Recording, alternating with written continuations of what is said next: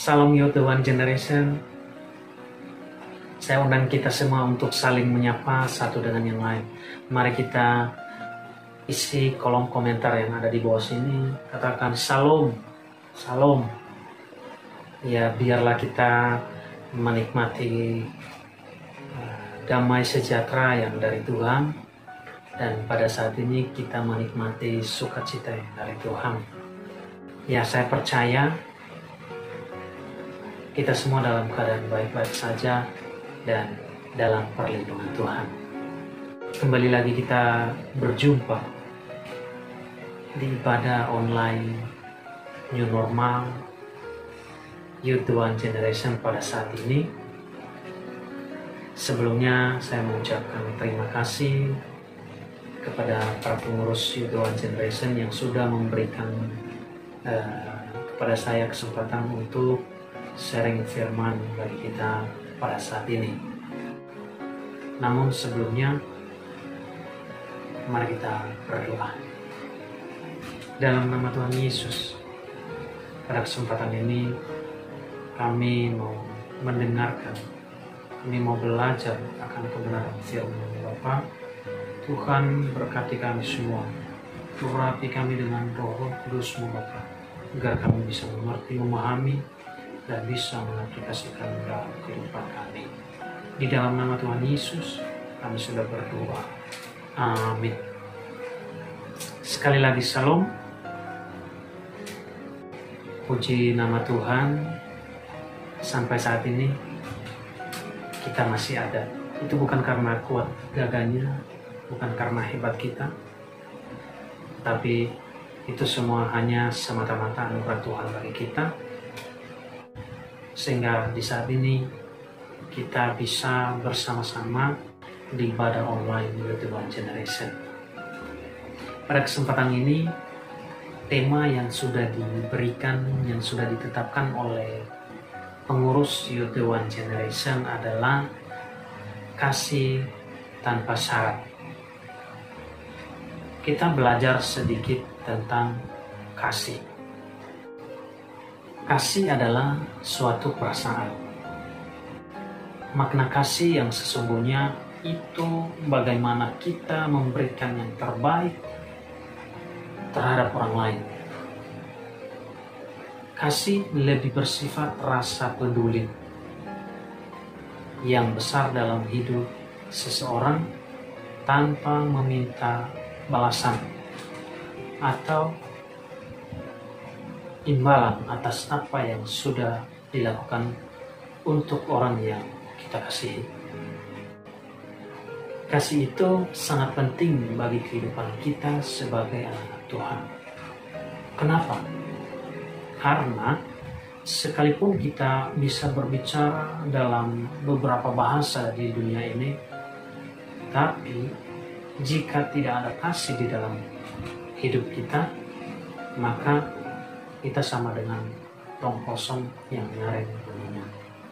Sekalipun kita punya kemampuan khusus untuk bernubuat, tahu segala macam rahasia, punya pengetahuan tingkat dunia mungkin, dan punya iman yang sempurna, tapi kalau tidak ada kasih di dalam hidup kita, maka kita sama sekali tidak berguna. Sekalipun kita punya segala sesuatu untuk dibagikan kepada orang lain, tapi kalau tidak ada kasih di dalam hidup kita, maka sedikit pun itu tidak ada faedahnya. Baik, kita kembali pada tema tadi, apa itu kasih tanpa syarat. Mari kita baca dalam 1 Yohanes pasal 4 ayat 10. 1 Yohanes pasal 4 ayat 10 begini firman Tuhan. Inilah kasih itu, bukan kita yang telah mengasihi Allah, tetapi Allah yang telah mengasihi kita dan yang telah mengutus anaknya sebagai pendamaian bagi dosa-dosa kita. Dalam ayat ini, kasih berasal dari Allah atau kasih dimulai dari Allah. Kenapa? Karena Bukan kita yang telah mengasihi Allah, tetapi Allah sendiri yang telah mengasihi kita. Bahkan orang-orang yang mengasihi pun berasal dari Dia. Allah bukan hanya sebagai sumber kasih, karena Allah itu adalah kasih. Allah adalah inisiator kasih, yang artinya Allah sendiri berinisiatif untuk mengasihi kita. Dia yang selalu aktif.